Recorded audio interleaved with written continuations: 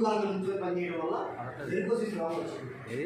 కానీ అసలు గుమస్తాగా సంపాదించిన జీతం మాత్రం తన భార్య పిల్లలకు ముందు పసిడికి అన్నం పెట్టయితే సరిపోయింది తప్ప తనకు రోగం వస్తే నయం చేసుకోవడం లేకపోతే పిల్లలు పుస్తకాన్ని అమ్మేసి తాకట్టు అమ్మేసి తన భర్తకు వైద్యం చేయించాడు దానికి.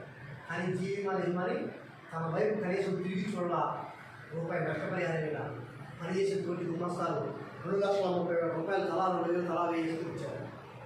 ఇది కదా గుమస్తాల సంఘం నీతండి. యజమాని మర్చిపోయినా మన తోటి గుమస్తాలు మనం మర్చిపోవడానికి ఇది ఒకటి. అందుకని ఇలా బీజేపీ మోడీ ప్రభుత్వం చూస్తున్నటువంటి కార్మిక వ్యతిరేక లేబర్ కోడ్లు గుమస్తాలకు నష్టం చేస్తున్నాయి. నిలువుగాలను కూర్చొని పనిచేయడం అవసరం ఏర్పడుతుంది. అలాగనే ఆదివారాలు, పండుగ సెలవులు, జాతీయ సెలవులు లేకుండా ఎత్తివేయడం జరిగింది.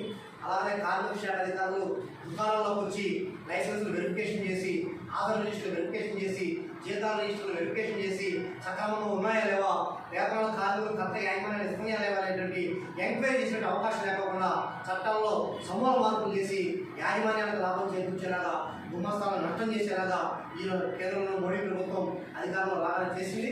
అలాంటి మార్పుల వల్ల లేబర్ కోడ్లనే ముందుకు పెట్టి కార్మికులందరికీ అన్యాయం చేస్తా పడుతుంది. దీనికి వ్యతిరేకంగా షాపు గుమస్తాలలో సిఐ పాత్రలను ఐక్యంగా ఉండి మనం పోరాటం చేయాలనే సమయం ఆసనమైంది. కాబట్టి కార్మికులందరూ ఐక్యంగా ఉండాలి. మన సమస్యల పైన ఒక దాటిపైకి వచ్చి సిఐ నాయకత్వంలో గుమస్తాలందరూ కూడా ఐక్యంగా పోరాటం చేయడానికి ముందుకు పోవాలనే అవసరం తరుణం ఏర్పడిన పరిస్థితి ఉంది. అందుకని ఈరోజు పోరాటం చేయాలి.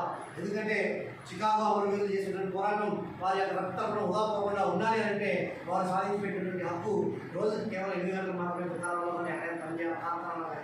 కానీ ఈరోజు మోడీ ప్రభుత్వం వచ్చిన తర్వాత భారతదేశంలో ఏమేమి జరుగుతూ ఉంది? 8 గంటలు జనతా రైట్, 8 గంటలు మన కాదు, రోజు 12 గంటలు పని చేయాల్సిందే. యజమాని ఎంత ఇంత డబ్బులు తీసుకొని పోవాలి తప్ప నాకు జీతం ఎంత కావాలని అడిగే హక్కు కూడా ఉండదు.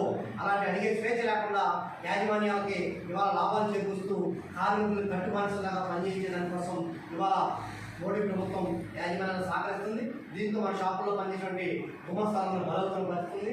అలాగే వెరికోసిస్ అనే రోగం నిలువుగాలను ఉంచడం వల్ల వచ్చి లక్షలాది రూపాయలు ఖర్చు పెట్టుకోలేక మంచానికే పరిమితమవుతున్నటువంటి షాపు గుమస్తాల కుటుంబాలు అనేక కోపాలలో ఇటీవల కాలంలో ఈ 9 సంవత్సరాల కాలంలో మోడీ అధికారం వచ్చాక వచ్చిన పరిస్థితుంది. అందుకే వీటన్నిటికీ వ్యతిరేకంగా ఐక్య ఉద్యమాలు పోరాటాలు చేసి మన యొక్క ఐక్యతను చాటుకుంటూ మన హక్కుల్ని కాపాడుకునే దానికోసం, మన చెమటకి మన రక్తానికి విలువను కాపాడుకునే దానికోసం, ముందుకెళ్లే దానికోసం గుమస్తాలందరూ కూడా ఐక్యంగా ముందుకెళ్లాలని చెప్పేసి ఈ సందర్భంగా సిఐటి కూడా అండగా ఉంటుందని చెప్పేసి మీ అందరికీ తెలియజేస్తూ వద్దులాలి గుమస్తాల సంఘం, వద్దులాలి గుమస్తాల సంఘం, సిఐటియు సిఐటియు జిందాబాద్ జిందాబాద్ జిందాబాద్ జిందాబాద్. వద్దులాలి షాపు గుమస్తాల సంఘం, వద్దులాలి షాపు గుమస్తాల సంఘం. రద్దు చేయాలి లేబర్ కోడ్ వెంటనే, రద్దు చేయాలి లేబర్ కోడ్ వెంటనే.